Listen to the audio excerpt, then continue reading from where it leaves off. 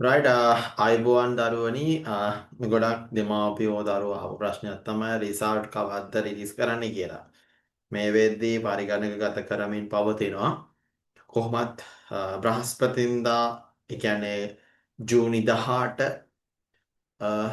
රාත්‍රියේදී එහෙම නැත්නම් බ්‍රහස්පතින්දා රාත්‍රියේදී එහෙම නැත්නම් සෙනසුරාදා කියන්නේ 20 වෙනිදා ජූනි 20 උදෑසන වගේ රිසල්ට් එක එන්න ඉඩ කඩක් තියෙනවා.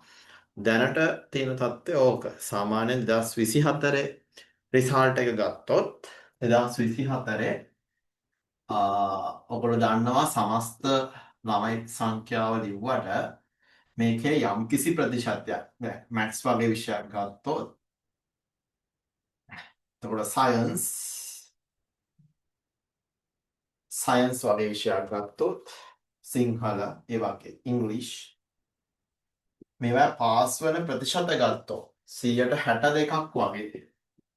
මේකට 68ක් සාමාන්‍ය ඉංග්ලිෂ් කියන විෂය ධාරාව ගත්තත් ඒත් 100ට ඉතා අඩු ප්‍රමාණයක් 60 ගාණක් වගේ. සමස්තන ප්‍රතිශත ඉතා අඩු ප්‍රමාණයක් තමයි තියෙන්නේ. හරි. සයන්ස් 68ක් ඉංග්ලිෂ් 68ක් ඔය ආදී වශයෙන්. ඒකට 100ක් ලිව්වොත් 68ක් තමයි සමත් වෙලා තියෙන්නේ. රයිට්.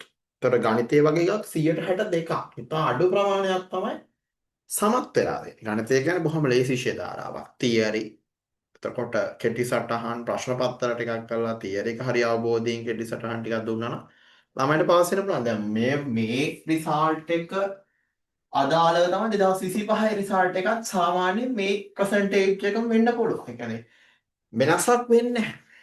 මොකද ගුරුවරුන්ගේ ඉගැන්වීම් රටාව වෙනස් වෙනවා. ගණන් බැහැ කියලා දරුවෙක් නැහැ. ළමයිට ඒක උගන්වන විදිහ මත තමයි ඒක තීරණය වෙන්නේ. ගණන් බැහැගෙන දරුවෙක් නැහැ. දැන් අපේ ක්ලාස් එකේ ඒකක් අරන් දෙනවා අපි අනිවාර්යෙන්. හැබැයි දිගටම ක්ලාස් එන්න ඕනේ. ඒතර ඒක වගකීම අපි ගන්නවා. බොහෝ විට දැනට ගෙස් කරලා තියෙන්නේ ජූනි 18 රාත්‍රියේදී එහෙම නැත්නම් ජූනි 20 උදේ ඔන්න ඔය කාල සීමාව අතර රිසල්ට් එක එයි. සමහර ළමයි ෆේල් වෙන්න පුළුවන්, සමහර ළමයි පාස් වෙන්න පුළුවන්. ෆේල් වෙච්ච ළමයා බැරි ළමේ මෝඩයෙක් එහෙම ගන්න බෑ. ඒ ළමයට විෂය හරියට දුන්නොත් ඕන ළමයට විෂයක් පාස් වෙන්න පුළුවන්. S එකක් කියන්නේ 35. සාමාන්‍ය 35ක් කියන්නේ ලකුණු 70ක් ගන්න. මොකට දෙකට බෙදිලා නෙන්නේ. ඒකට ලකුණු 70ක් ගන්නවා. පේපර්ස් දෙකක් තියෙනවා. ඉතින් 70ක් ගන්න බැරි කෙනෙක් නේ. හරියට කෙටි ක්‍රමත් එක්ක ඒ විෂය ප්‍රශ්න පත්‍ර ටිකක් කරලා පාඩම් දැන් ගොඩක් ගුරුවරු ගන්න දෙයක් තමයි පාඩම් හිමීට අද්දාද්ද යන්නේ. හරි හිමින් යන්නේ පාඩම් ටික. මොකද ළමයිව දිගටම ගෙන්න ගන්න. ඒ කපටි උපක්‍රම පාවිච්චි කරොත් මේ ළමයිට කවදාවත් නම් මේ 162 178ටවත් 80ටවත් ගන්න බැරි වෙයි. ඔය විදිහට ගන්නලා. ඒතර මේකදී වෙන්න ඕනේ සිලබස් එක ඉක්මනට ළමයිට පැහැදිලිව කියලා දීලා අභ්‍යාස කරලා. ප්‍රශ්න පත්‍ර ටිකක් එන්න පුළුවන් මොඩියුල් ටිකක් පේපර්ස් ටිකක් ළමයිට කරන්න ඕනේ. සාකච්ඡා කරන්න. මම දකින්න විදිහට ගුරුවරු පේපර් සාකච්ඡා කරන තැනක් මම දකින්නේ. පාඩම් ටික හිමීට අද්ද වාර විභාග ඉවරනකම් යනවා. ඉස්කෝලෙන් කෙල්ලත් නැහැ, පන්තියෙන් කෙල්ලත් නැහැ. ඉතින් පේපර් ක්ලාස් එකට ජොයින් වෙන්නත් පුළුවන්. එහෙම නැත්නම් තියරි ක්ලාස් එකට එන්නත් පුළුවන්. මම කියන්නේ දෙකටම ජොයින් වෙන්න. අනිවාර්යෙන් ඒකක් අරන් දෙන වගකීම අපි බාර ගන්නවා. ඉතින් මේ පාරත් බොහෝ විට මේ ප්‍රසන්ටේජ් එකම එයි. සමස්ත මුළු ළමයි 100ක් ලිව්වොත් 62යි පාස් වෙන්නේ. ඒතර ඊටු 38ට මොකද උනේ?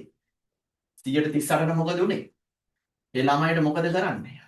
රටේ 138ට ෆේල් වෙනවා. එක්ක ඒගොල්ලෝ ඊළඟ පාර කරන එහෙම නැත්නම් කෝස් එකක් මොකක් හරි රට යන බලාපොරොත්තු තමයි ඊළඟට හැදෙන්නේ. ඒක ලොකු කේස් එකක්.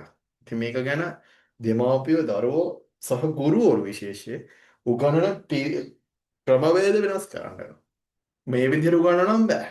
ලොකුවට ළමයි 1000ක් දහස් ගණන් හිටියා කියලා. මම නම් හිතන්නේ මේක වැඩි කරන්න පුළුවන් වෙයි. උගන්වන ක්‍රමවේද වෙනස් කරන්න. පාඩම් ටික ඉක්මනට කවර් කරලා පේපර් ටික ළමයිට සාමාන්‍යයෙන් බැරි ළමයිට වැඩිපුර කියලා දෙනවා. ඉස්කෝලේ වුණත් ඉස්සරහා පේරි දෙකට විතරයි උගන්වන්නේ. එහෙම බෑ. පිටිපස්සේ ළමයිනොත් වැඩේට සම්බන්ධ කරගන්නවා. මොකද ඒ ළමයි නැත්තම් පේල් වෙනවා අනාථ වෙනවා. අධ්‍යාපනය තමයි සල්ලි හොයන්න පුළුවන්. නේද? සල්ලි හොයන්න මේ හැමදේම කරන්නේ. ඉතින් ඒ නිසා මේ ප්‍රසන්ටේජ් එක හැමෝම කියන්නේ නැති කතාවක්. පාස් වෙන ප්‍රතිශතය කවුරුත් කියන්නේ නැති කතාවක්. හැමෝම හිතන්නේ ඉතින් පන්තියට වැඩිපුර ළමයි ආවනම් හරි පාස් කියලා. එහෙම වෙන්නේ නැහැ. එහෙම වෙන්නේ නැහැ. වැඩිපුර යනවා කියන්නේ ඒ පන්තියට වැඩිපුර ෆේල් වෙන්නෙත් ඒ පන්තියේ. ඒ නිසා ඒක ගැන සැලකිලිමත් වෙන්න. විෂය ඉක්මනට කවර් කරගෙන පේපර්ස් පුළුවන් තරම් කරන්න. ඉතින් ඒකත් මතක් කරෙමි මම නවත්තනවා.